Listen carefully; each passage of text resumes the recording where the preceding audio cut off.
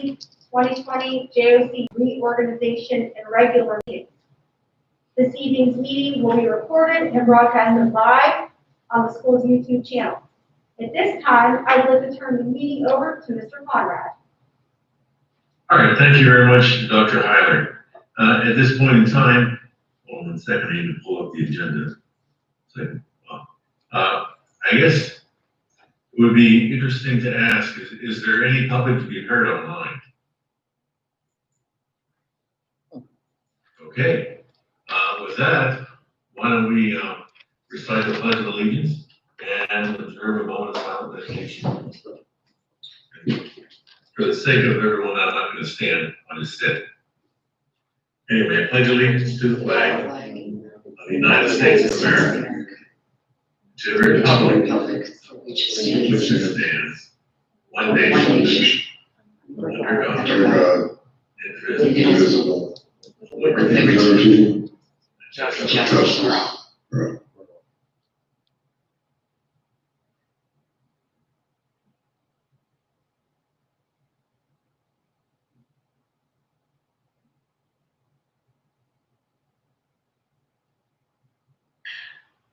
Mrs. Lemenza, roll call, please. Mr. Conroe? Here. Ms. Daniels-Wells? Here. Mr. Holly? Here. Mr. Harrison? Here. Mr. Jacobs? Here. Mr. Marburger? Here. Mrs. McDonald? Here. Mrs. Miller?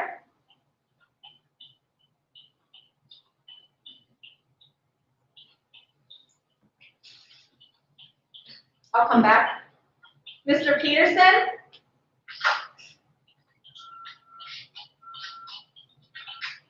Mr. Peterson? Here. Mrs. Miller? Here. Mrs. Scott? Mr. Somerville? And Mr. Zeitz?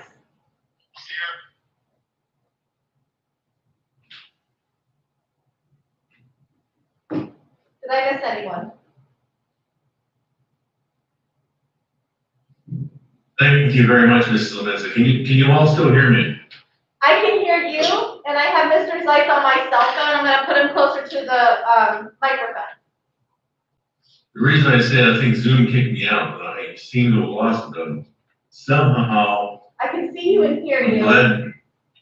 Okay. It should be on your lower toolbar, a blue circle with a white camera in the middle. Ah, there we are. Thank you. You're welcome. Actually, I was trying to get back to the agenda because otherwise I don't have to go from memory. Sure. But as I recall, we need to assign. Is it Mr. Brett that's online with us, or Mr. May, or Mr. King? Mr. May is here tonight, John. Thank you, Mr. May. We need to assign a chairman pro tem to guide our organizational part of the meeting. Okay, do I have a motion to appoint the solicitor? Who moved? No. Second. I'll second. I'm here. All those in favor say aye. Aye. Okay. All those opposed? All right, I would just take over the meeting here temporarily for the election of a chairperson and a vice chairperson. Do I have a motion to open the nominations? Motion. So moved. This is John Conrad. Okay. Is that a second, Mr. Howley? Yep. All right.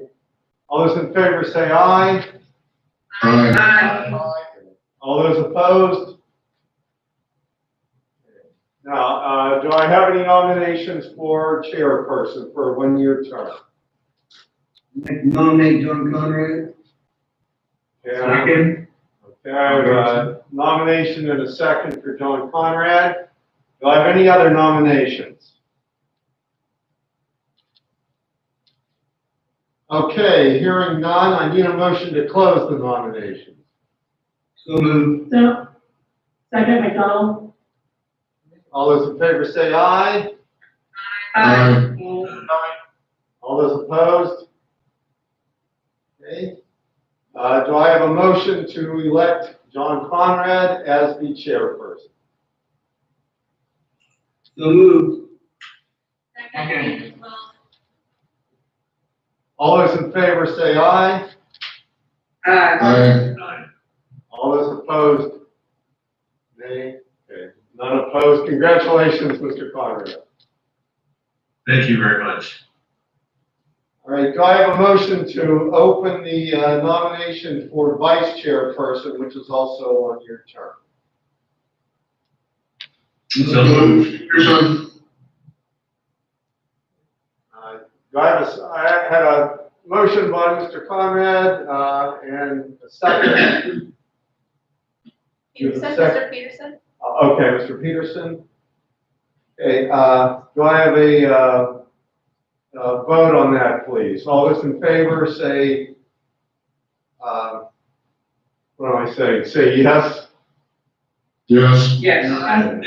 All those opposed, no. Okay, do I have any nominations for vice chairperson?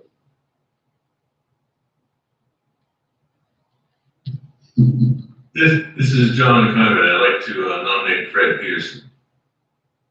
All right, I have a nomination for Mr. Peterson. Do you accept that nomination, Mr. Peterson? I do, and I feel privileged to be nominated. Thank you. You're welcome. Do I have a second for Mr. Peterson? I'll second. Okay, I've got a second. Do I have any other nominations?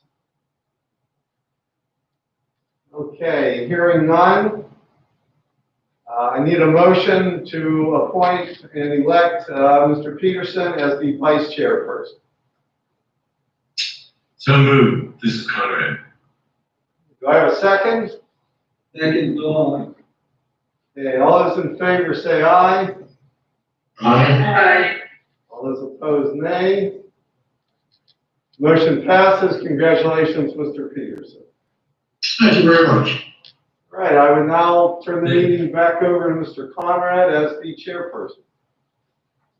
Thank you very much, Mr. May. At this point in time, I would entertain a motion to adjourn the reorganizational meeting so we can, so that we can commence our regular meeting. We need to vote on item number 4, the date, time, and place of JOC meetings. Oh, excuse me, I am so sorry. Thank you, You're welcome. I gladly stand corrected. In Exhibit 1, which is an attachment to all of your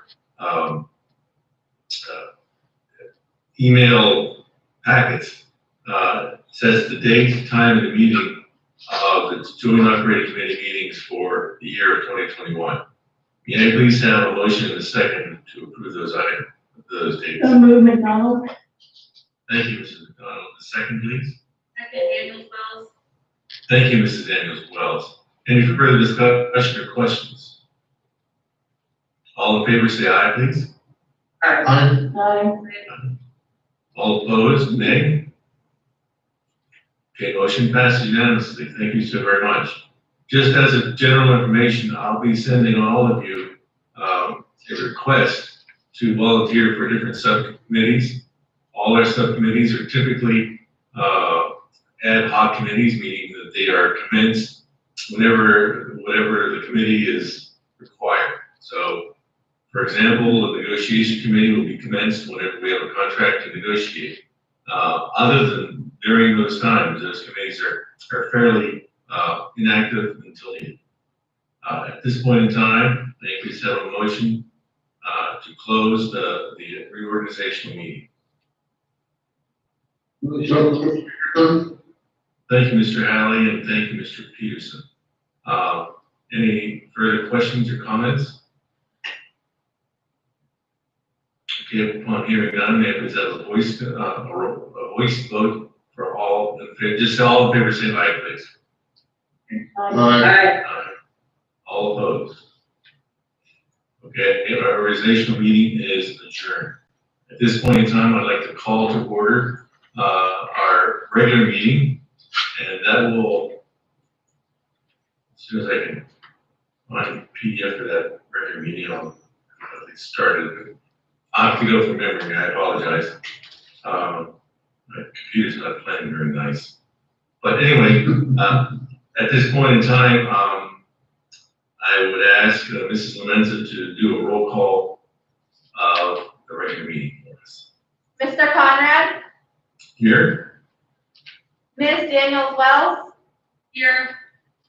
Mr. Holly, Here. Mr. Harrison, Here. Mr. Jacobs, Here. Mr. Marburger, Here. Mrs. McDonald,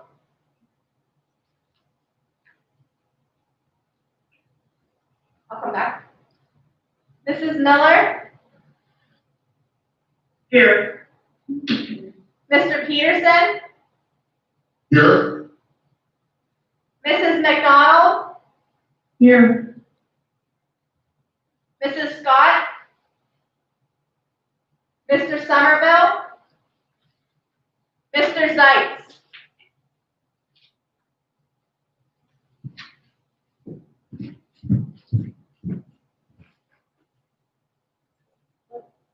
Thank you very much, Mrs. Lomenza. And if by chance, I notice it's fairly common to, I know it's a pain in the neck, to mute and unmute yourself. Unless you have a lot of background noise, like dogs or kids or something like that, why don't you just leave your mic on and unmute? And that way, whenever you speak, it'll be more natural, if I may. With that in mind, is there any public to be heard for this meeting? There is not. Okay, upon hearing none. Okay, thank you so much. At this point in time, Dr. Hatter, you have a director's report for us.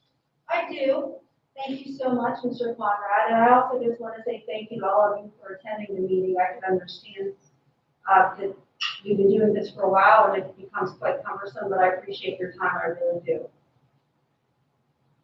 This evening at our December 17th, 2020 JOC meeting, I'd like to introduce Ms. Jill McDonald. She is one of our alternates. She's here for South Butler County.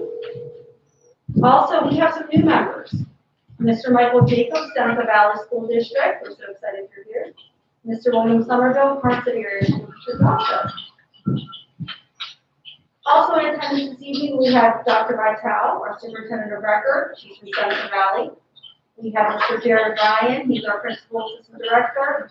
Mr. Clark Morton, who is our Support Services Coordinator, Assistant Principal. Mrs. Davis, this is Rebecca Davis, who's our Business Manager. Mrs. Lomenza, who is our Administrative Assistant. And then you already know that Mr. Tom May is here also from our Solicitor's Office. I'm going to explain to you our block voting method. Under each section, the motion items are voted as a group instead of individually. If you would like a specific item removed from a block voting, you must speak up before the first motion expressing your intent. The bill list exhibit may be updated in your JOC full packet prior to each JOC meeting. Mrs. Scott sent somebody. Oh, I have to let somebody else in. I apologize. 1 second.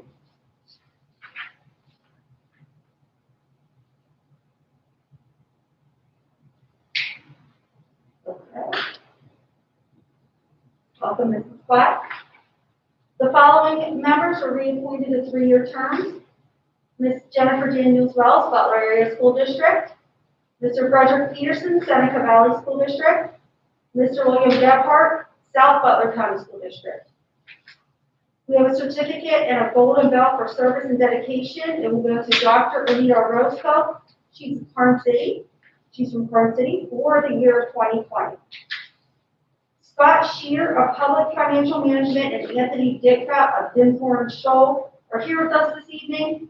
to present and discuss the resolutions to refinance the Butler County Area Vocational-Technical School Authority Series 2015 bond. At the end of my director's report, I will turn it over to them so that they can present.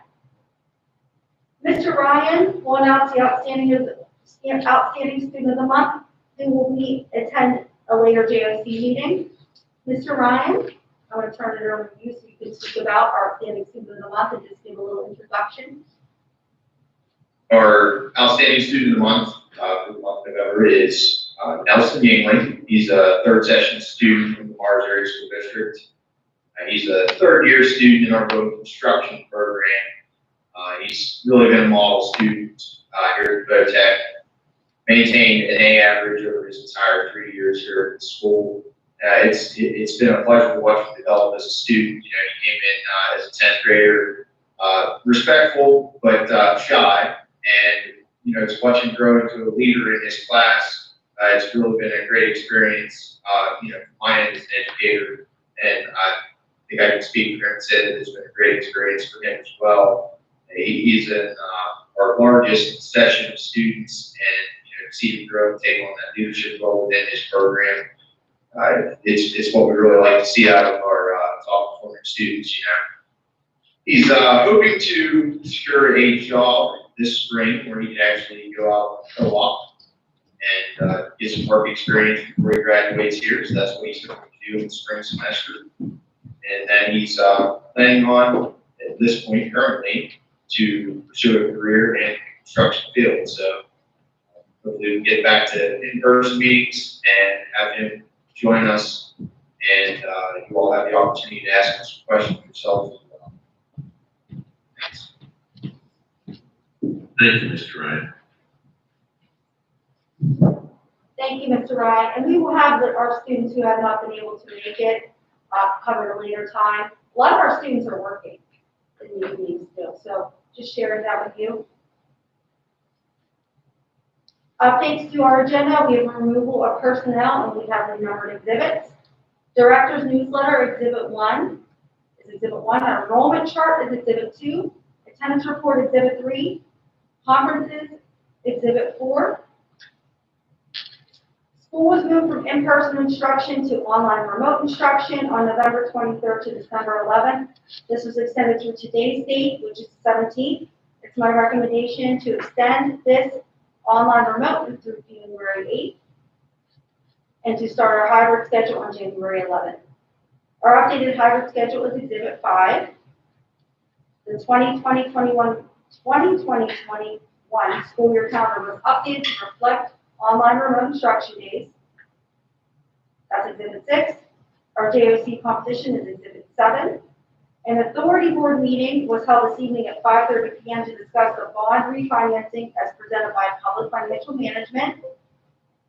New JOC member orientation was held this evening at 6 p.m. The next regular JOC meeting is February 4th, 2021 at 7 p.m.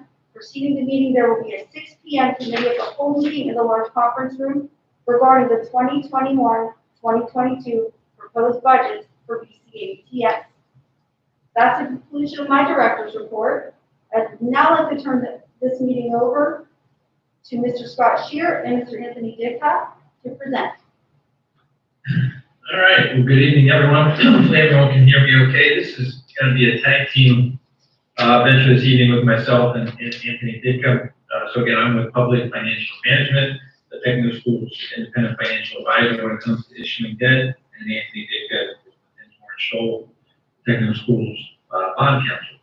So I have, I think you may have already received a copy of the handout. I was going to share my screen just to kind of first go through the handout, and then happy to answer any questions that anyone has, and then we'll turn it over to Anthony to go through the legal documents. Can everyone see my presentation okay?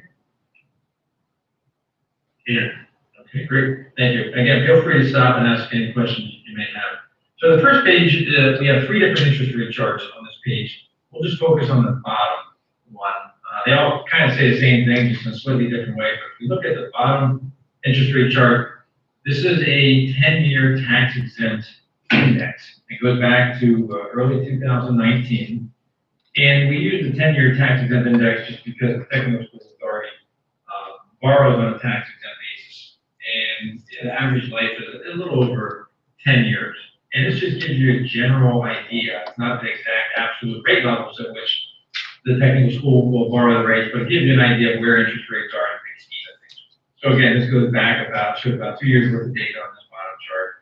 And basically the trend from left to right shows obviously a decreasing rate environment. We obviously saw a spike in spring of this year when the pandemic hit. That's what the blip is right in here, but now, again, over on the right-hand side, down here, we're pretty much near all-time lows again. So the opportunity that we're presenting this evening, the resolution before you this evening, is to refinance the school authority's existing bond issue that was issued in 2015. Basically at the legal point where we're able to entertain this idea, and it just so happens that we're at the legal opportunity to refinance it, and rates are close to historical low. So we kind of have a couple good things coming together here for us for your consideration this evening.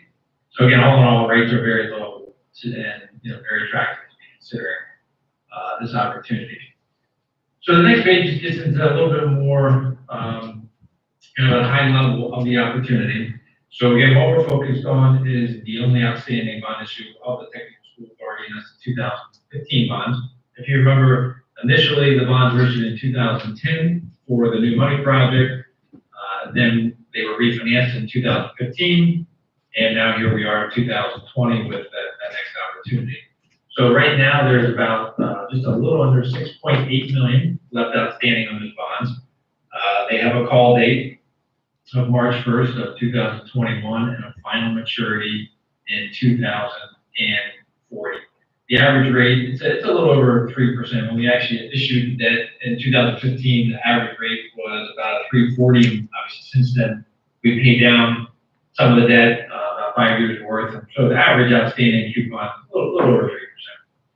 Just like in the 2010 transaction and 2015, Seneca Valley will not be participating in this actual bond issue itself, just because they contributed cash for their respective share.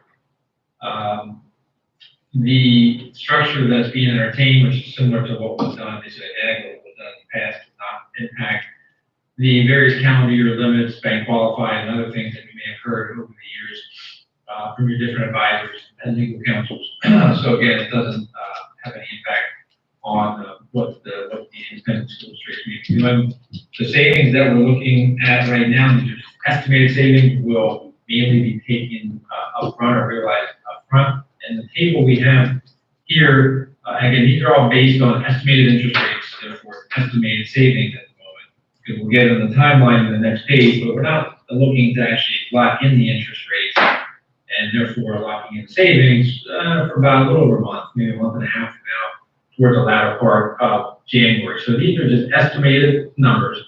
And it's important to note that these estimated savings are net of issuance costs. So these would be the true benefit that each of the respective school districts will realize. So if we kind of look on the left-hand side, first start with Butler Area School District, and we kind of look at the various allocations, about 102,000 of net savings for Butler area, and then it goes all the way over to the right, South Butler County School District, about 40,000 of net savings. Again, that's net of issuance costs. That would be the true bottom line savings.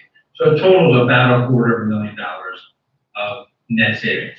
Now, if we were actually doing the transaction today, actually locking in the rates, therefore locking in savings, we would see a little bit more savings. But again, we have a little bit of conservativeness built into these rates, just because we have about a month and a half of interest rate risk, and there has been a fair amount of volatility in the capital markets, just with the election and everything else going on. Kind of seeing the bond market just about as volatile as the stock market these days. So again, we can't predict where things are going in the future, but we do have a little bit of conservativeness built into Your share, can I stop you there for a minute? Sure. I guess I want to ask the question you mentioned about the timing of when we're actually locking the rates. And as you mentioned, we still have an election that is contested and so forth, and the closer we get to those dates and afterwards, even if everything were to go well, there's a probability that the bond market is going to change. Fear for what's going to happen in the administration. So I guess I don't know how to frame my question. Why would we not be locking in the rate earlier? Or is it, am I misinterpreting? Is it your desire to lock it in as soon as everything's approved and you can? Yeah, it's basically, it's a great question. So basically our goal is to lock in the rate once, first all the member school districts have to pass their respective documents as well. So we kind of start first this evening with the authority and the JOC to approve various documents. Then it's the school districts. And by the end of January is when we're expecting each member district to pass their respective documents. So we can't price the transaction until we have all that done. And I guess, so actually, my next question, I think, is going to go to Tracy, and to Regina. You know, obviously you guys have meetings with all the superintendents. Should the market start to get volatile, and assuming Scott will be giving us a phone call, is there any other way to approve this, or how difficult of a task would it be to have a special approval via, email or that type of thing? Is it something that is possible, or is there something that can be planned just as a scenario that's in case? Maybe actually before they answer, just to kind of set the stage a little bit more. So there's also some additional work that the finance team needs to do to kind of get things lined up. In kind of the next 2 weeks, I'd say, are more or less shot just with the holidays and everyone's schedules. And so one of the major things that we need to put together is the offering document, preliminary official statement, which has basically all the information on all the member districts as well as the technical school itself. And that takes a little bit of time to put that together and to go through the credit rating process as well as we've done before. So it's kind of, we can't move a whole lot quicker than what we're showing here. And so, again, Dr. Heiler and others can answer that question. But maybe before they do, just to kind of go through this timing of for where we are with this evening, obviously the JOC and the authority meeting, and then we see the individual school district meetings that we have laid out there. So we're showing Montauk as the last approval, Monday, January 25th, and then we'd be probably trying to price the bond probably that next day, right after they approve it would be my guess, and that's when we're able to lock it in. So I'm sorry, I just wanted to kind of give a little bit more background to you before some of those questions were answered. I can weigh in, Mr. Howley, in that there, as bond counsel mentioned, there are a lot of other steps that need to take place before it gets to the first school district. And those all have to take place first, those steps with bond counsel, especially with credit rating and things of that nature and the legal side. But if we need to talk to Montauk, Butler, or any of the other later districts, we can do that about a special meeting. But at this point, we don't know how much time we'll need between tonight's meeting and what bond counsel will need. But I can tell you that Dr. Heiler and I will work closely with them to make sure we expedite as fast as possible.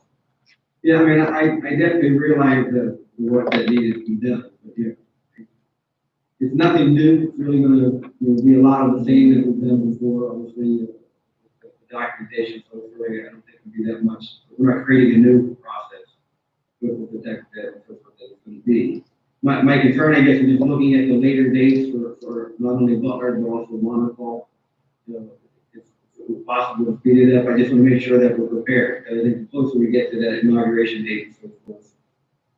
Again, assuming that it's DICA and so forth as well, a lot of the story is going to be crafted. It's going to be a repeat, so I understand the work that has to be done, but just to make sure that we're prepared to move faster. We will be glad to do that, and we'll speak to the other superintendents. You know, it's Anthony Ditka. And so, for those of you who don't know, Scott mentioned, I'll be serving as bond counsel to the JOC and the VOTEC, and I also serve as bond counsel to most of the member districts. And so, my plan is, if everything goes well tonight, and this gets a positive vote, tomorrow or at latest, on Monday, to send out kind of a narrative, that I can send to each of the districts that says, here's what's coming.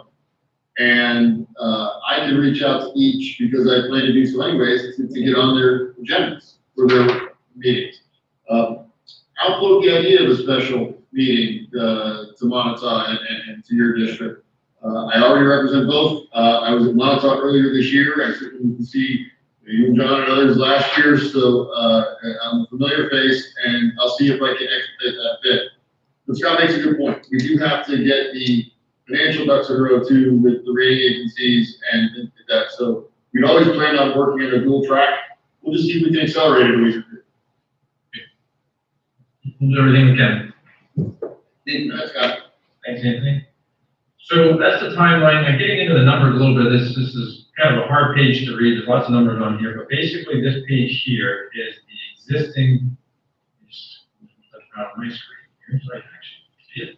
This is the existing 2015 bond. That shows the principal that's due on an annual basis in column 2, the interest rates in column 3 that are set in stone unless we entertain refinancing, the semi-annual interest payments in column 4, and then total semi-annual payments in column 6. So that's the bond issue as a whole that the school authority issued, and then column 7 through 12 are the respective members' pro rata share of the debt service. So basically, if we just kind of stayed status quo and did not move forward with the refinancing, this would be the debt service schedule that all the member districts would continue to pay through the life of the bond issue out through 2040 based on the pro rata shares. So again, that's the 2015 bond as status quo. We can skip a page or two. And now on this page, up at the top here, this assumes the new series of 2021, which refunds the 2015. So this is what the new bond issue would look like with these hypothetical yields in column 4, and the new payments in column 7, and then these are estimated rates in column 4 until we're actually able to lock in. A little bit of conservatism built into this. Here you see we're basically assuming another 5-year call feature for this transaction. Just like for the original 2010 bond, we had a 5-year call feature which gave you the ability to refinance in 2015, and that worked out very well. 2015 bonds had a 5-year call feature on, which we're now at that date. We're able to refund it, and so now we want to do the same again for this bond issue and put a 5-year call. So that's what that references. That hopefully market looks good in 2025, and we're able to effectuate maybe some more savings for all the member districts. This is now kind of the pro rata split of the new bond issue. Again, up at the top, series of 2021 is what we're calling it. We're assuming the settlement date occurs sometime late February. And then you can see the savings over in column 9 that again total to about $250,000 or so, which is about 3.65%. One of the metrics that Anthony and I kind of are accustomed to talking with our clients about is what's the kind of the proper threshold to move forward with the refinancing, and he'll get to that in his documents that he's going to be reviewing with everybody. And for your consideration for approval this evening, there's a blank in the document as far as what that savings floor should be. So we'll kind of stick a pin in this for the moment, and when Anthony gets back to it, we'll come to it again. So just sort of think about right now we're at $250,000 or so of net savings, and that's about 3.65%. Then what we also showed on the next page, just to kind of give you a breakout of the sources and uses, that would be paid at closing. If we just kind of tick through each one, we have the amount required to call the old 2015 bond. That's obviously the majority of where the proceeds go. That's about $6.9 million right here. Then for the underwriter, we're assuming about $60,000 or so for the underwriter's discount. Bond insurance is something that we're going to bid out. There's two companies that provide bond insurance for municipalities, local governments. So we'll bid that. That's just an estimate. And then we have the other fees: bond counsel and solicitor fees, financial advisor, credit rating, various printing, and the trustee. I will say, I believe these fees are, I think, identical to what was paid in 2015. So all these fees have been kept the same. And you see probably the most important numbers on this page right here in the middle where it says yield of the issue. So assuming we're able to move forward and we get something close to these rates, we're able to lock in somewhere around a 2.5%. If we kind of go through the evolution of time, the initial 2010 bonds for the capital project itself, that was kind of in the mid 4%. That's the rate that was locked in. And when we did the 2015 transaction, that was around the mid 3% range. And now here we are. Luckily, rates have kind of kept coming down for us, and we sort of rode that trend. And now we're looking at somewhere around the mid 2s that we're able to lock in. So we've had kind of the market cooperate with us over the years. Again, we just want to kind of highlight the various estimated fees involved in this transaction. Again, the key point that I mentioned again is that the savings that we're reflecting are net of those issuance costs. So those, again, the savings we're showing are the true benefit that each individual district will realize. I think that's the end of my presentation. Anthony, maybe if you want to kind of go through yours quickly, and then we can kind of come back to some of the open items. Sure. So what you all have in front of you tonight is a resolution that essentially puts our feet on the path to accomplish the refinancing. The resolution does these things. It indicates your approval of the refunding and the execution of a non-appropriation lease financing. Essentially, this is a little different than what some of the other VOTECs in the area have done. Scott mentioned earlier that this borrowing will not affect the individual school district's borrowing capacity and things like that. It's because in many cases, VOTECs, their member districts would sign a note. Again, many of you have seen me before when we've done general obligations on behalf of the school district. Several VOTECs do that structure where each of the participants signs and issues its own individual note to cover a portion of the cost.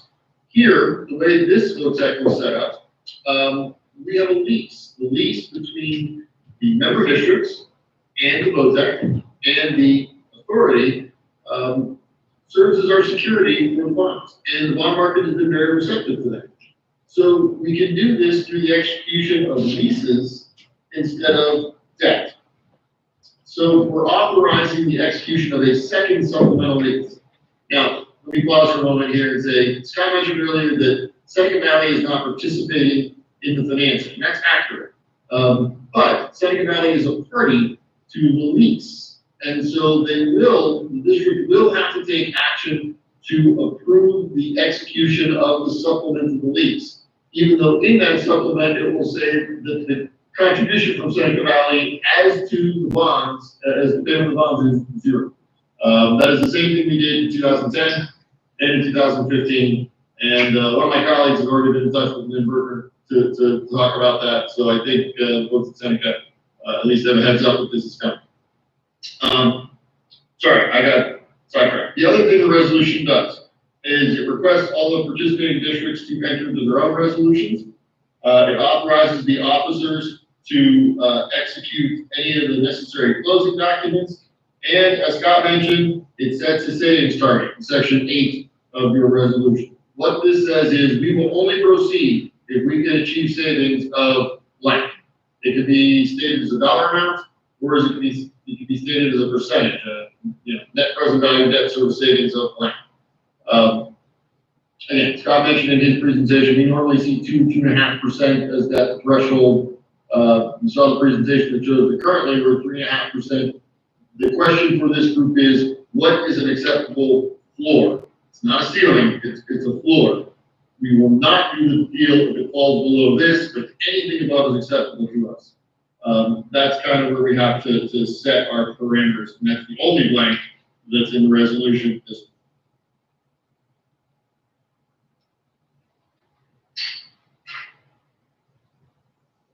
Any other questions with the number, or the concept, or the transaction in general from a financial legal perspective? And as Anthony said, that we need to fill in the blank with this evening.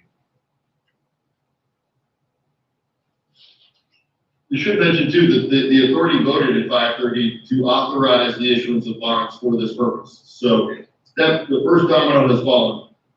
This is domino number 2 before we would head out to the participants.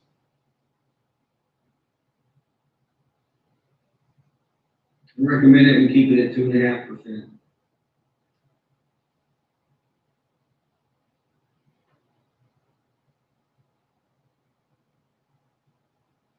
We're perfectly fine with that. And I'm gonna say, Scott and I chatted a bit before, I think we're both very comfortable with that. Unless someone has an objection, so be it.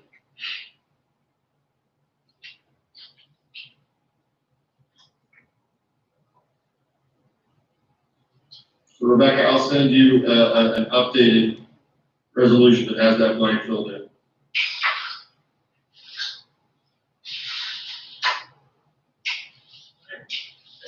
No other questions then?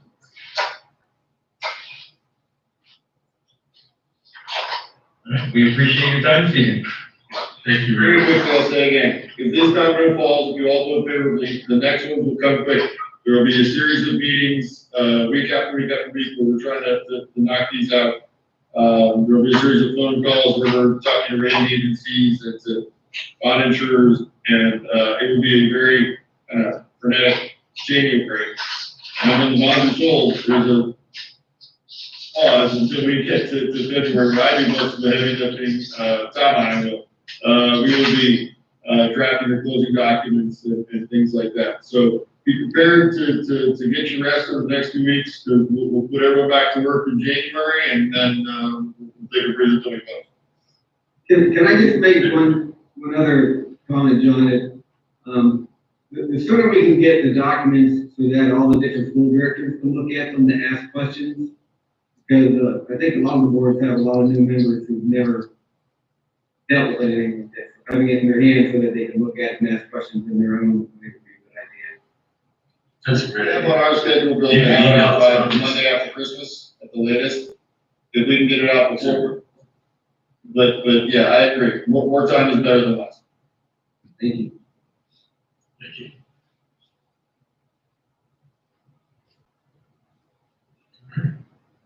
Thank you very much, fellas.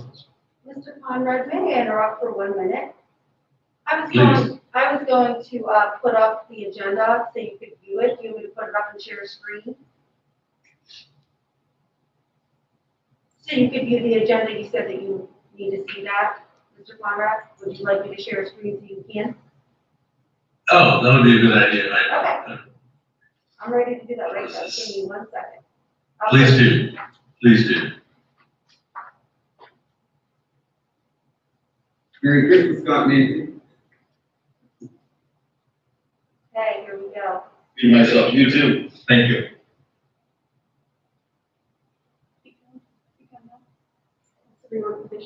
Oh, I apologize. No, you just scroll down. Oh, it's all on one button.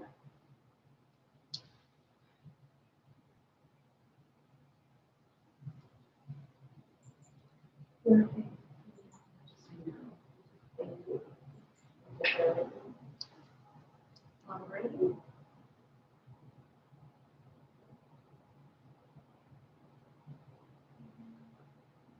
Here we go. Thank you. Okay, can everyone see my screen? Yes, okay. Dr. Howard, if you click on page width, like halfway over on the toolbar on the very bottom, page width, do you see the words page width? No. Can everyone see the screen? Because it'll make the print bigger. Right in the middle of that bar, right beneath, you're in the view menu. Halfway over, you'll see the words page Dr. width. Hatter, I can see your To the screen, but left. I To the don't left. see the information about. Down the one more. refinance. Oop, you were there. Over left to your, it would be to your, probably just over to the other direction. See page width down at the bottom? I apologize, Mr. There you go. The refinance is under new business.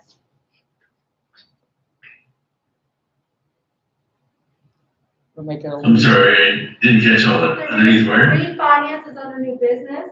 Show him. Keep going. Right here, do you see it number 4? So we have to go through the agenda to We get do, there. don't we get to go through the Ah, agenda, yes. then we'll get there, I yeah. see it now. So, I yeah, see so it now. we're back here, we're back up here under reports, and at this The point, new right? business, I see that. Okay.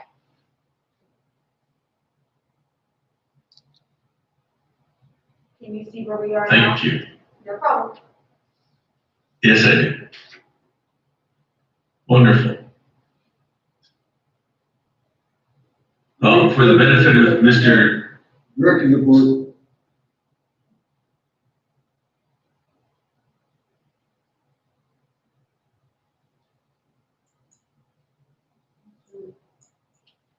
I'm sorry, maybe. I'm sorry, I seem to be locked out of everything that's, I thought was normal. Okay. Can you- Okay, given that we have our Mr. Ditka and Associates online, shall we go ahead and approve the new business, which includes the refinance? I apologize, everything's, my computer's acting very squirrely right now, so I'm kind of lost. I see what Rebecca's putting up, but I can't, Right now, I moved to new maneuver to business. see what else is on new business. I moved to new business, and you'll see that that is number Okay, 4. all right. All right, with that in mind, why don't we,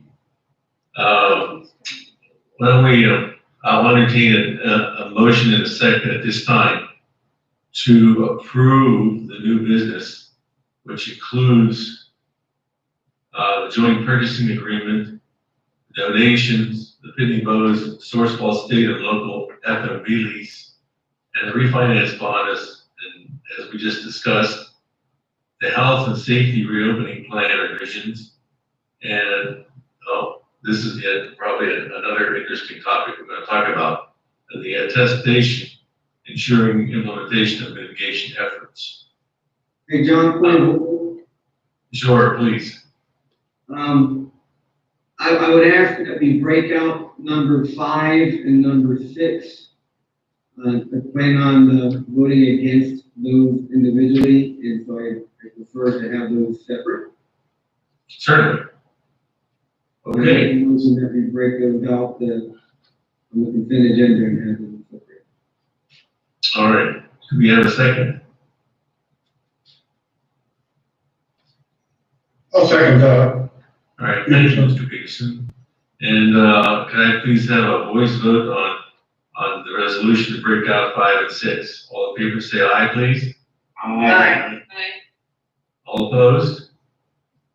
Okay, it's a separate item.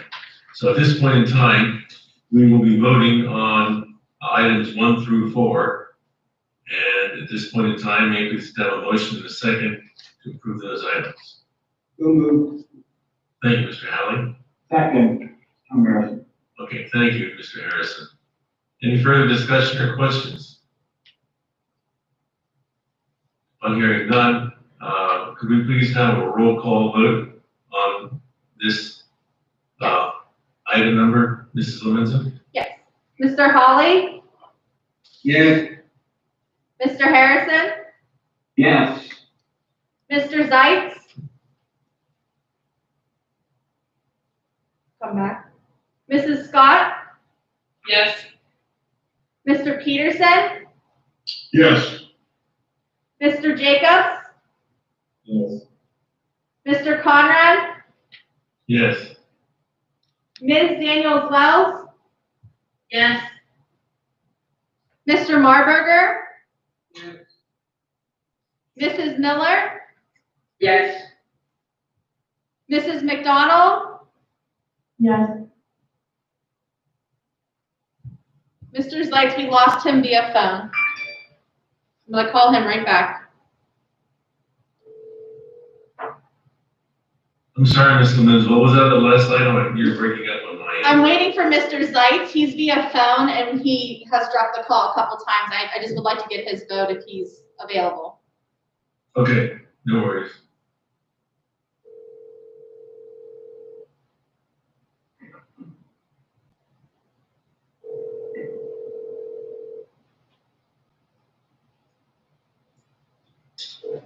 Your call has been. We don't have any answer, so we can move on. I will go ahead and let the record reflect that he exited the meeting in the time.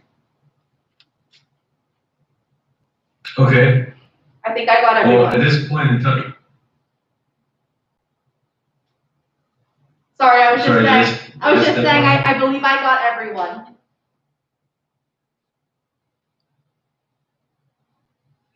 I'm sorry, I still didn't catch all that. Would you please repeat it again, Mrs. Levinson? All said yes. Ah, wonderful. Thank you so much. The motion passes. With that in mind, shall we go ahead and resume our normal order of business? Good And then idea. we'll come back to this, we'll come back to items 5 and 6 whenever we get to it in the normal order. All right, thank you again, Does Alan. anyone have any objection? Thanks, everyone. Yeah, I'm very sorry. good. All right, thank you. Merry Christmas to you all. Bye-bye now.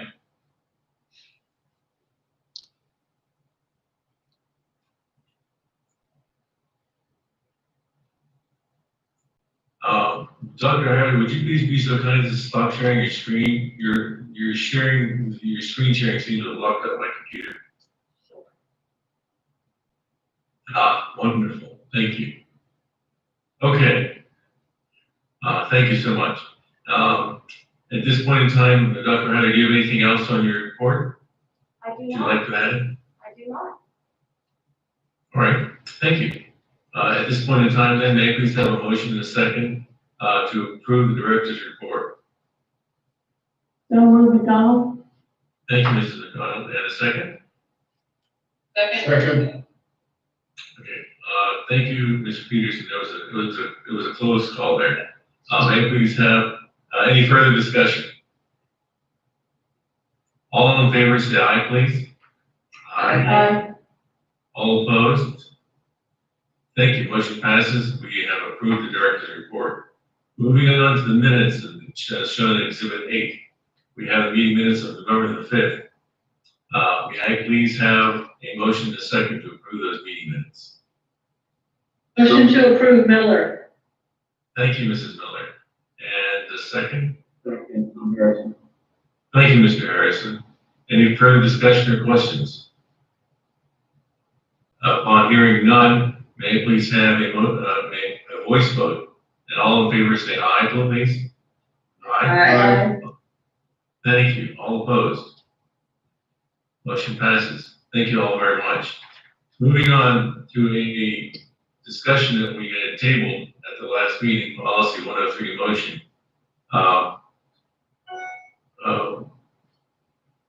Wait a minute.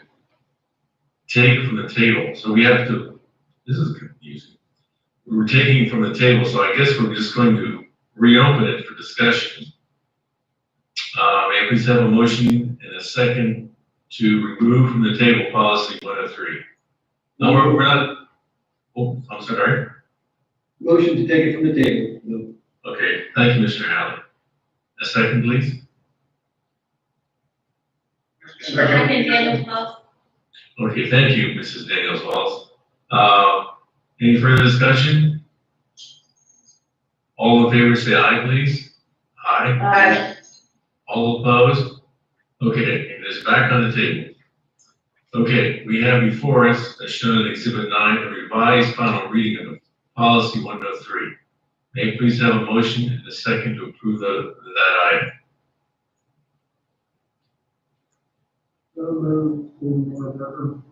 Thank you, Mr. Marberger. A second, please. Second, Scott. Well, thank you, Mrs. Scott. Okay, is there any further discussion regarding policy 103? I'm going to vote against it. Thank you for making the changes. I think that makes it a lot cleaner for you, Regina, and so forth, whenever something has to be dealt with. So, But again, just because of the whole Title IX and the new administration, the probability coming in and how that will be termed again as it was under Obama, the open language of, that it provides for a lot of changes in school districts is why I'm voting yes. Understood. Thank you, Mr. Allen. Any other comments or questions? Mr. President, if I may, it's more of a point of order. Please. I know that we're eager as a board to promote transparency of our business. And I think that for someone who may have been looking at our agenda, trying to decide whether or not they wanted to audit or participate, seeing just policy 103 wouldn't be very helpful without the title. So I'd just like to suggest to staff in the future when we create policies, when we create agendas, that when we refer to internal documents like this, we always add the title of the document so that again, anyone on the outside would know exactly what business we're undertaking. Good point. Good point. Thank you, Mr. Peterson. Mrs. Lorenzo, would you please make a note to do so in the future? I believe that that was asked to be put in like that. correct? That was voted on to have the motion and the title read that way. So, It was originally with the title of the policy. yes, I remember that. So that was, but you're saying in the future, you'd like the entire, as it was before in the last meeting? Is that what you're saying, Mr. Peterson? I think so. I'm having a little trouble hearing. Two meetings ago. I'm just saying, going forward, I think we should make every effort to make our business manifest. And that, to help in achieving that goal, that anytime there's a reference in an agenda or public document, at least the first reference, that the title, the descriptor of that document be included. Yes, I understand. That's how, we did have it like that 2 meetings ago. It was introduced and it was voted to be placed in like this, but for moving forward, we'll put it in the entire time like we have previously. Thank you so much. Thank you. And thank you. Any further questions or comments? Roll call, please, Mrs. Lorenzo. Mr. Marburger, Yes. Mrs. Scott, Yes. Mr. Conrad, Yes. Mr. Harrison, Yes. Mr. Peterson, Yes. Mr. Jacobs, Yes. Mr. Hawley, No. Ms. Daniels Wells, Yes. Mrs. Miller. Yes. Did I miss anyone? Motion passes. Thank you very much.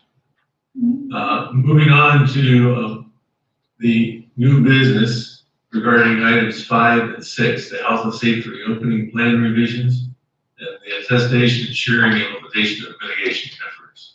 To summarize on number 6, we were given a very short time to sign an attestation, basically saying that we were either in providing some measure of in-person instruction, and we're willing to follow state guidelines, or B, that we were, as of November 30th, we were fully remote. And at the time of November the 30th, we were fully remote. And that's what we attested to. That was just a summary. So at this point in time, I should entertain probably a motion in a second so we can really thoroughly discuss it. May I please have a motion in a second?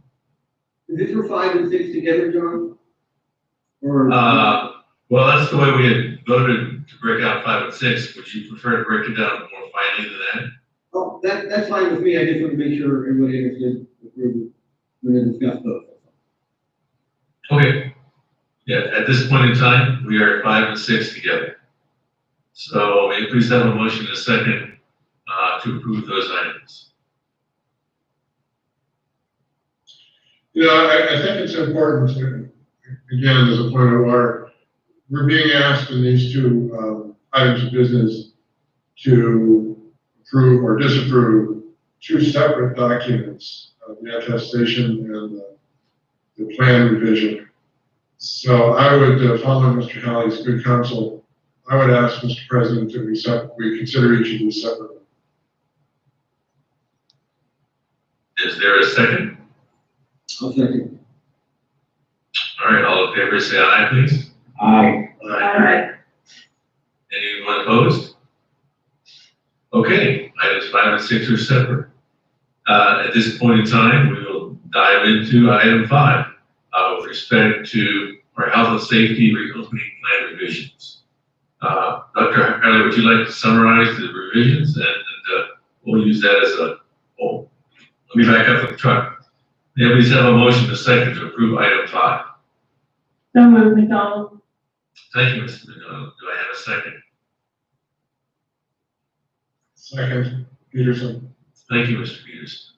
Okay, at this point in time for additional discussion, Dr. Harley, would you be so kind as to summarize the revisions for item 5?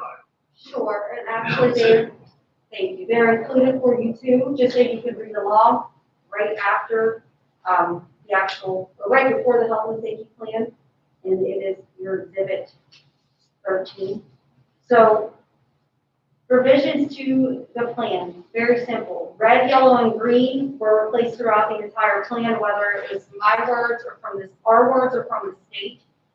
We replaced it with following terminology: substantial transmission, moderate transmission, low transmission, as well as online and remote instruction, hybrid cohort instruction, and traditional in-person instruction. We're trying to stay away from red, yellow, and green. Revisions to our appendices, which are in the back. Appendix C, our hybrid phase, has been revised. Our Appendix F, which is page 43, universal face coverings, that was replaced. The original order, this is the one that was given to everybody on 11/18/20 from the governor's office. Page 49, Appendix G, online learning plan, we had some minor revisions. It was a little bit,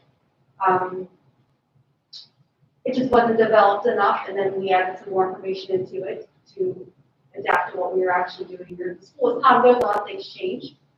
And Appendix I, which is page 58, our emergency instructional time template, the red, yellow, and green were removed, and it was replaced with proper terminology.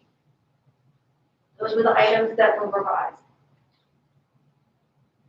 If you need any more further discussion or interpretation, I am available. Thank you, Dr. Regarding, so the changes that were made to the actual activity, let's put it that way, of following the mitigation, were they changed only because of the governor's changes, or were they changed because our safety committee, so to speak, are the ones that said, hey, we needed to do this? The hybrid plan, the hybrid phase was revised due to the fact that instead of students coming just 2 days a week, it's 2.5 days per week. Let me explain. Instead of students coming Monday, Wednesday, and then Tuesday, Thursday, and not coming to work, not coming to school on Friday, the group that would come Monday, Wednesday will also come Friday that week, and then the week after, group B will come that Friday. So the students have more time here than they originally did. After discussions with teachers and talking with the other schools, I've been working with the superintendents, the principal, our principals were talking to the other principals in the county, and just looking at the time needed here, more time here is better. So that was changed because we believe it's a necessity. Okay, so and it was agreed upon that we could work through that schedule as soon as we get here, and it'd be better than them being really online on Friday for us. So that was the reason for that. And the other, some of it was, most of it was because, the other items because of terminology and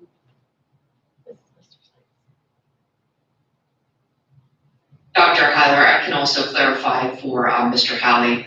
Number one, the red, yellow, green is not being used by the state anymore, so most school districts did change that if they referenced it in their plan. Her Fridays changed as a result of discussions to give vocational students more instructional time instead of another remote day. And the rest of the changes were as a result of revisions to Governor or Secretary of Health orders. I apologize. Mr. Zeitz did just join us too. I apologize for that. That's why I stopped. Thank you so much, Dr. Whitehouse. And again, that, why I'm gonna vote against it, and again, it's everything that the governor is doing and the changes. I'm glad we have the kids in school, more than they would have been otherwise. And I'm glad the school districts were able to work out obviously each district is gonna have to deal with having kids possibly in the building that they would normally with tech and so forth, so they're all having to adjust and so forth. But again, I'm voting against it simply because I don't agree with the whole idea that the government is dictating to the changes that we have to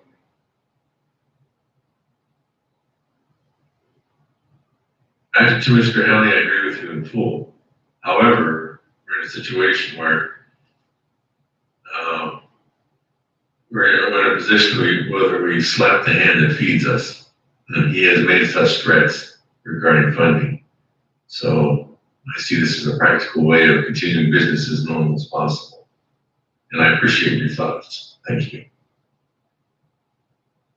Anyone else? Roll call, please, Mrs. Lorenza.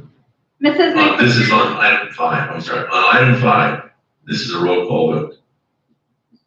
Mrs. McDonald, Yes. Mr. Peterson, Yes. Mr. Conrad, Yes. Mr. Holly, No. Mr. Harrison, No. Ms. Daniels Wells. Yes. Mr. Jacobs, Yes. Mr. Zeitz. Regina, he's muted. We'll come back. Mr. Zeitz, you're on mute if that helps any. Can you unmute yourself? It's on the phone. He's gonna slip out. I'm not sure. I'm sure I do that. We'll come back. Mrs. Scott, Yes. There he is. Mr. Zeitz, There you go. Mrs. Miller, Yes. Mr. Marburger. Yes. I believe I got everyone. Thank you very much, one and all. The motion passes. Moving on to item 6, with respect to the attestation ensuring implementation of mitigation efforts as shown in Exhibit 14. May I please have a motion and a second to approve that item? Moved, Peterson. Thank you, Mr. Second. Peterson. Second, Miller. Thank you, Mrs. Miller. Any further discussion, please, or comments? Again, I guess I have two things I wanted to address. One, the motion itself, I plan on voting against, but I understand the difficulty that everybody was placed in. So I guess I have two things that I'd like to ask, and we can take them in whatever order. Obviously, some of the districts have signed this under protest with the idea of keeping the legal options open, and if I could explain it that way. I'm assuming since this was already signed, that's not an option for us. So, I mean, really, we're kind of going back and approving something that was already signed. So, but my biggest concern is, and please accept my heart, Regina and Jonathan, obviously all the superintendents and the board and presidents and so forth, for put in a very difficult situation.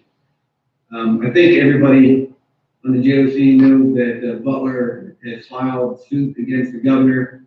It's my understanding that some of the districts have communicated and maybe joining that suit.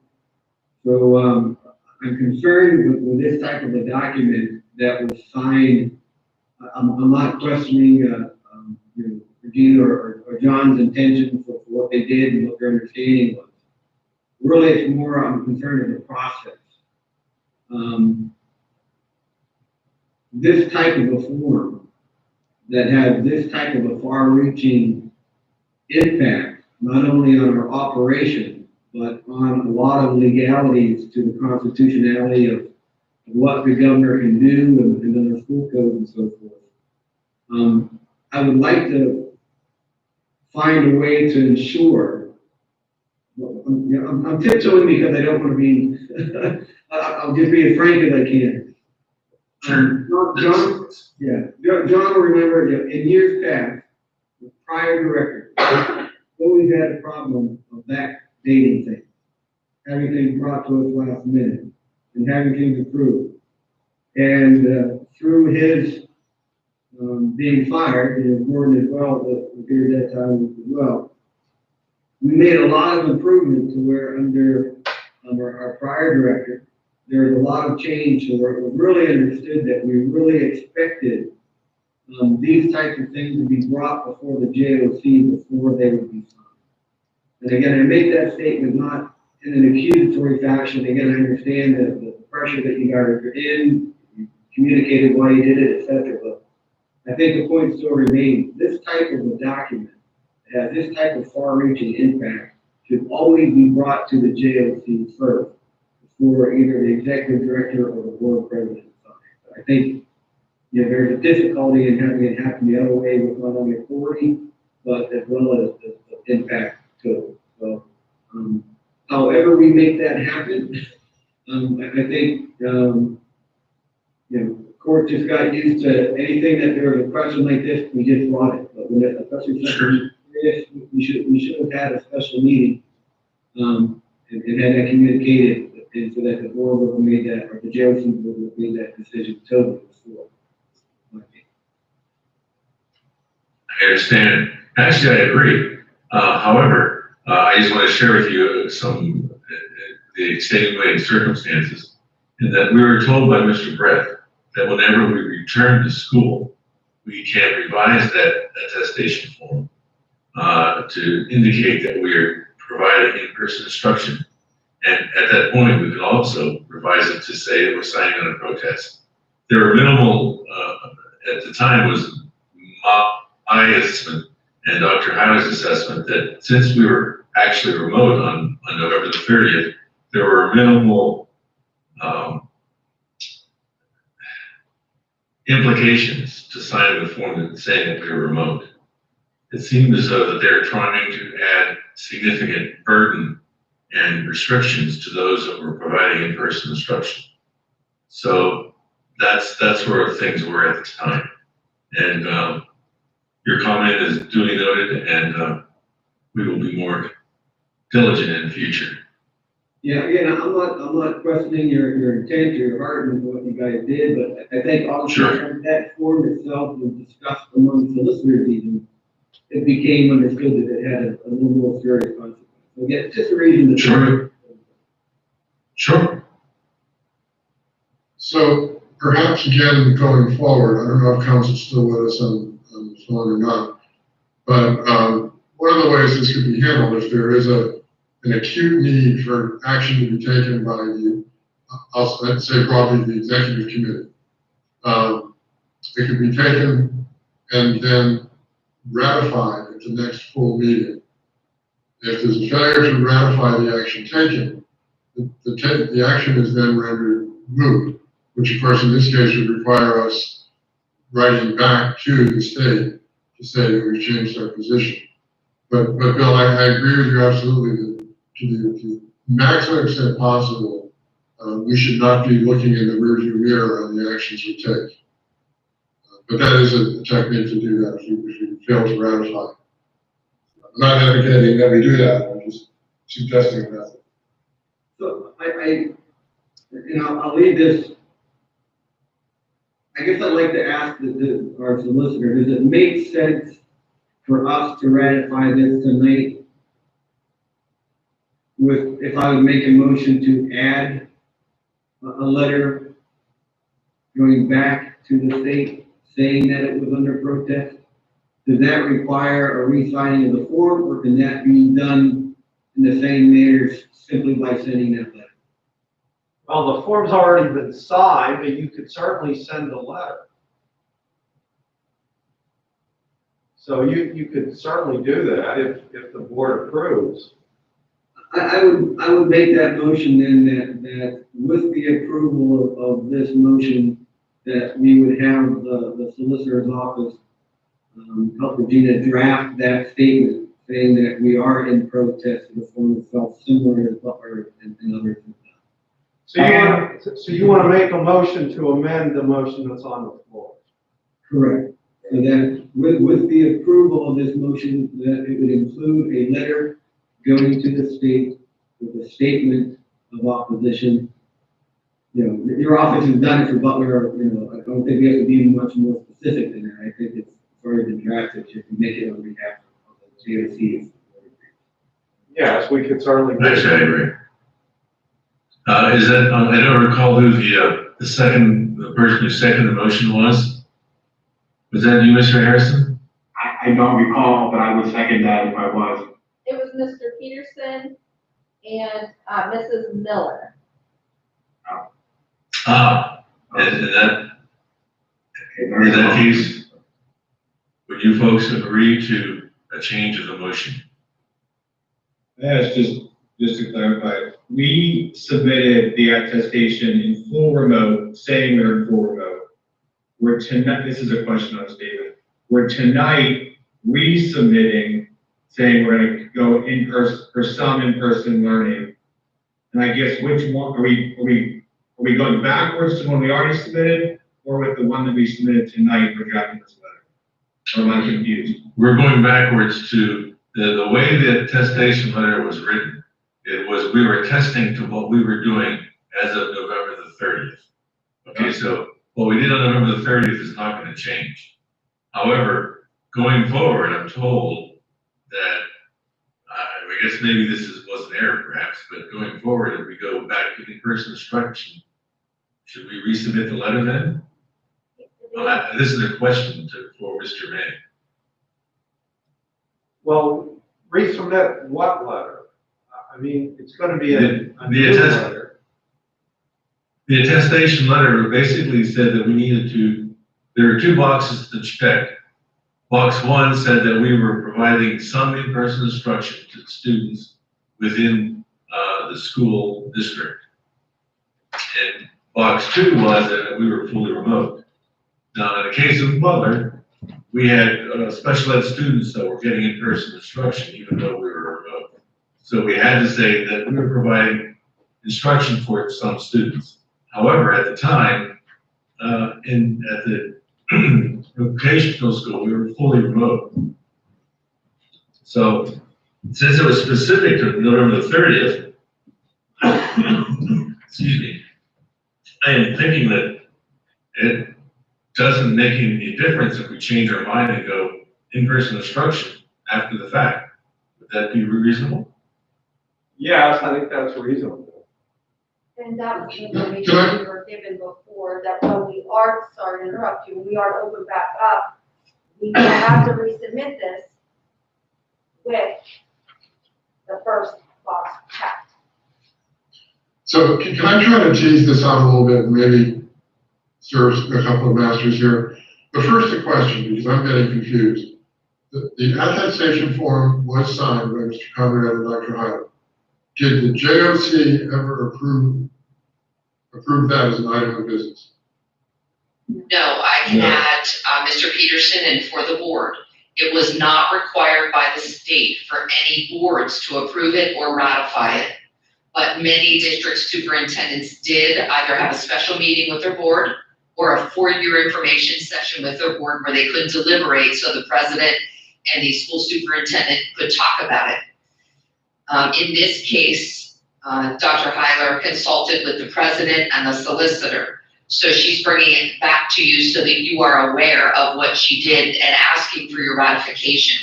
But it was not required by the state for boards to vote on the attestation form. So that's very helpful, Dr. Mattel, thank you. So here, since I made the motion, here's what I would suggest. That we vote on the I'm just reading quickly. We vote on the recommendation as it's presented to approve or to ratify the attestation. And then, Bill, if you're agreeable, that you make a new motion that there be a letter sent, assuming that the JOC approves it, that there be a letter sent. So we treat those as two separate items of business.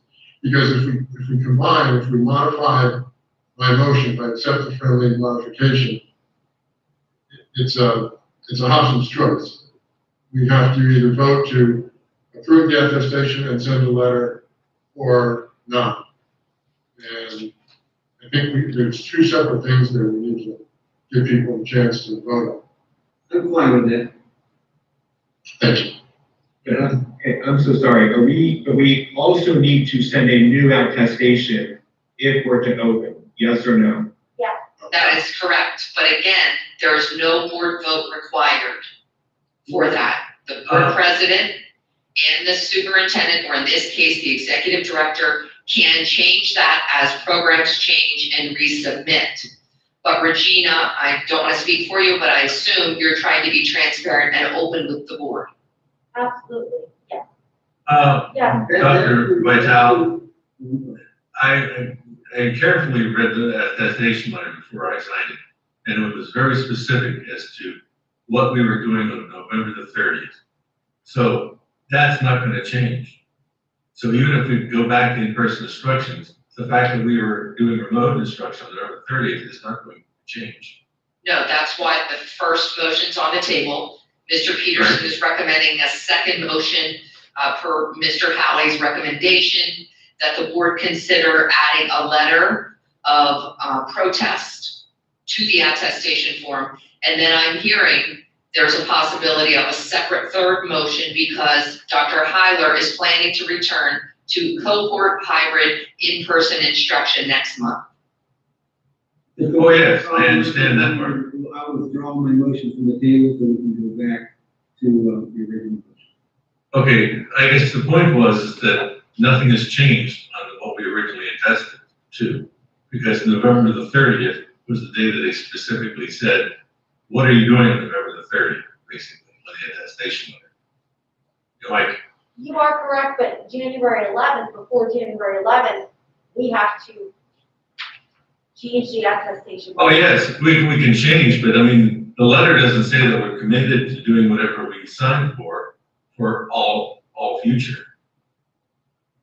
Am I making a mountain out of molehill, Mr. May, or is that reasonable? No, well, the letter's already been signed, and it was an attestation to what was going on November 30th. Right. Which was true in the letter.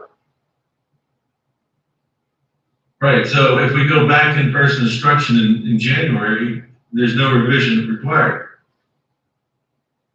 No, we still have to sign it, we still have to turn in a new form, whatever, not if, but when we go to in-person instruction. Especially. Oh, yeah, so they request a new form, sure. Every time you change, if you go remote or if you stay in person. You go to remote or in person, so you have to have a new form by January 11th. A new form, the same form that almost all of your other schools have signed, because almost all of you still have students in the school in some way or fashion. We do not here. We're completely remote. Does that make So sense? we just need to vote on the first motion as it is, and then I'll bring up. Yeah, let's, right. As I say to my wife, let's jump off one bridge at a time. Okay. Any further comment regarding the item 6 on the agenda of the new business? Okay, hearing none, would you please do a roll call vote, Mrs. Lindsay? Yes. Mr. Peterson, Yes. Mrs. Miller, Yes. Mr. Zeitz, Yes. Ms. Daniels Wells, Yes. Mr. Hawley, No. Mr. Jacobs, Yes. Mr. Marburger, Yes. Mrs. Scott, Yes. Mrs. McDonald, Yes. Mr. Harrison, No. and Mr. Conrad.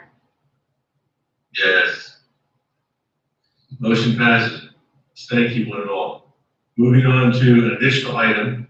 That item, Or just, I'll make a motion now since we just discussed it. well, sure, go for it. So, That's what I was moving. Again, if Tom would join me as he did, I'll explain why I'm making the same motion that we submit the new attestation form with a letter and an objection as we discussed. And this is why. You know, as Tracy had said,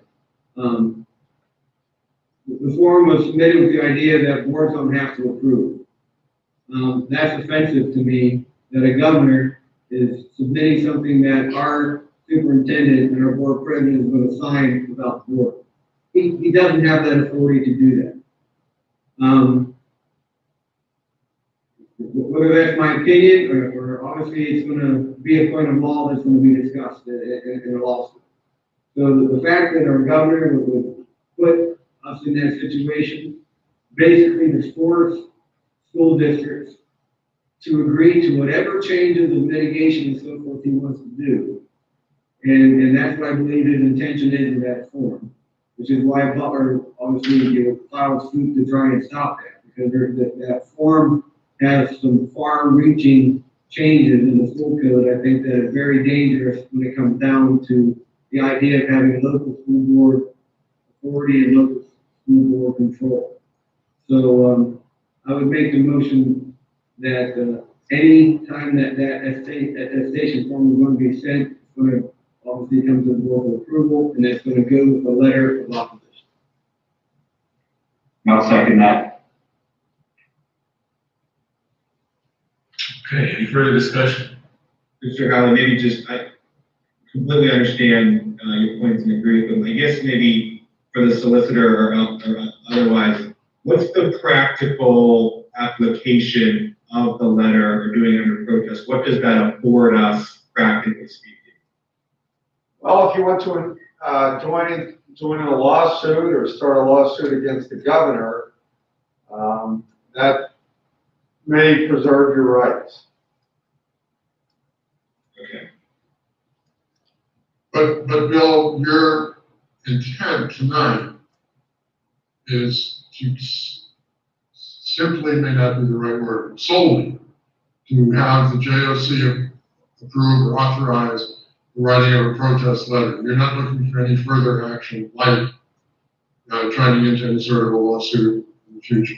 Correct. So my understanding of what needs to occur is we are going to have to resubmit a new attestation form because of the change to our safety plan and going back to more in-person education.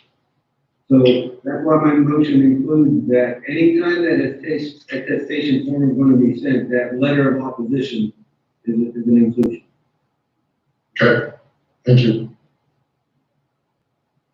All right, any further questions or comments? Can we, just go over the motion so the record reflects correctly? I will read what I have and you let me know if it's correct or not. Recommend approval to submit the new attestation ensuring implementation of mitigation efforts form accompanied by a letter of protest upon solicitor's review. That sounds fine. Okay? Okay. Roll call, please, Mrs. Lamenta. Sure.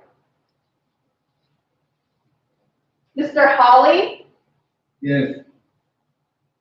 Mr. Peterson, This is a tough one. I'll vote yes. Mr. Harrison, Yes. Mr. Conrad, Yes. Mr. Zeitz, Yeah. Mrs. Scott,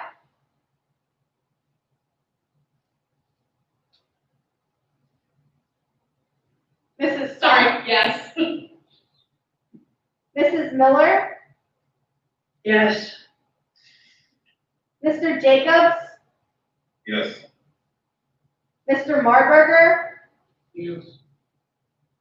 Ms. Daniels Wells. Yes. Did I miss anyone? Mrs. McDonald is a no vote. I'm sorry, Mrs. McDonald. I'm a no vote. Thank you. Thank you all. Motion passes. Moving on, assuming that, Dr. Howley, there's no need for an executive session. There is not. Okay, super, thank you. Moving on to finance, we have the financial reports as shown in Exhibit 15. The bill list is shown in Exhibit 16. And then we're pre-approving the payment of the January 2021 bills because we will not have a regular meeting at the beginning of January, as is customary for the months of January and July. May I please have a motion and a second to approve those items? So moved. Thank you, Mr. Howley. A second? Second, Miller. Thank you, Mrs. Miller. Any further discussion or questions? Just a question to Rebecca. I mean, obviously, you don't know the future, but you're not anticipating anything that would be out of the norm. In terms of bills in January? Yeah, will come in January. No, there's nothing that I anticipate.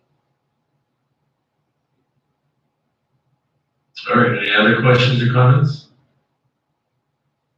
Roll call, please, Mrs. Benson. Mr. Holly, Yes. Mrs. Miller, Yes. Mr. Zeitz, Yes. Mrs. McDonald, Yes. Ms. Daniels Wells, Yes. Mr. Conrad, Yes. Mr. Jacobs, Yes. Mr. Peterson, Yes. Mrs. Scott, Yes. Mr. Marburger, Yes. and Mr. Harrison. Yes. Motion passes. Thank you and all. Does anyone would like to bring up anything before we adjourn? Excuse me. Just wanted to mention, I'm missing our Christmas trees that have been so customary. Amen. I know, I just said, do you remember the 40th year anniversary? And how I baked pies? Yes. And you're a wonderful baker. Yeah. Not so much this year. Mr. Conrad, I have something to bring up, if it's all right. Yes, certainly. It has to do with teasers. Everybody should be getting their letter. It's actually, I'm sure, Seneca Valley, I know Butler and South Butler have all been told. But Mr. DiTullio, who used to be on our JOC and still serves for Seneca Valley, is actually on the ballot of Board of Trustees. And he is asking for support from all of the school districts in our area so that we have, representation from the western side of the state. It's for the Keyser School Board member election. So, and it has to be Yes, thank you very much. before the end of the month. Yes. And, up to Mr. Jacobs and Fred, if you guys wouldn't say anything, but, I've had an opportunity to serve with Eric ever since we've been on the JOC, and we're either 6 or 7 years on the IU, I can't remember. We've done a lot of contracts together. He's a man of integrity. He's done a great job with Peters. Even apart from as good of a guy and as much of a servant as Eric is, it is really important that we have representation on these committees, especially like Peters, from our side of the state. And I just wanted to kind of give you a brief history because of how important it is that you take the opportunity, whether you vote online or send the vote. When Eric first ran, it was such a surprise that somebody from our side of the state got voted onto the Peters board They actually decided something must have happened, and they decided to have a second election, for those of you that remember that. And they were even more surprised that he won the second time. And so some of us aren't surprised the fact that, if you weren't aware of it, the PSBA never endorsed candidates for the Peters board ever before. And all of a sudden, when it comes time to what would look like, hopefully that Eric would be reelected in that position, all of a sudden, Mason Maines and the board decides to endorse somebody from on our side of the state. So please get to your boards and make sure that they all fill out their application. And if you have any other contacts in other boards, please make that contact. Eric's worthy. Certainly, second year endorsement, Bill, thank you for that. We'll communicate to Eric that you were so eloquent and those others. The other thing I can add to that is, and if you don't know, he was recently elected as the president, re-elected actually as the president of the board of Seneca Valley. I'm sure he'll do a fine job. Anything else before you adjourn? Everybody's have a motion and a second to adjourn. So moved. Second. Thank you. Thank you very much. All in favor, say aye. Aye. All right, we are adjourned. Thank you all and Merry Christmas. Thank you. Merry Christmas. Merry Christmas.